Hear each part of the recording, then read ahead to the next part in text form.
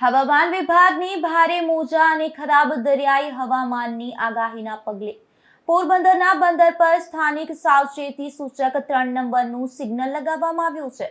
ત્યારે જિલ્લા વહીવટી તંત્રએ પણ લોકોને દરિયાકાંઠે ન જવા અપીલ કરી છે।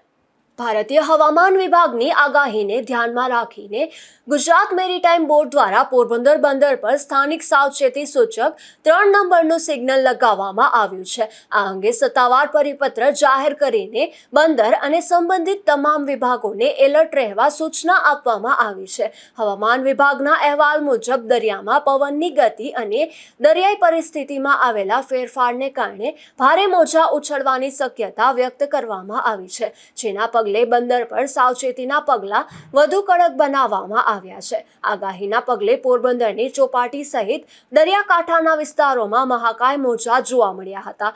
સંભવિત જોખમને ધ્યાનમાં રાખીને જિલ્લા વહીવટી તંત્રએ સ્થાનિકો અને પ્રવાસીઓને દરિયાકાંઠે ન જવા તેમજ સેલ્ફી કે દરિયો જોવા માટે જોખમ ન લેવા અપીલ કરી છે।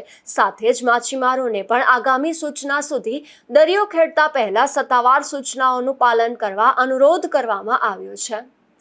નિપુલ પોપટ સાથે અશોક થાનકી, ગુજરાત ન્યૂઝ, પોરબંદર।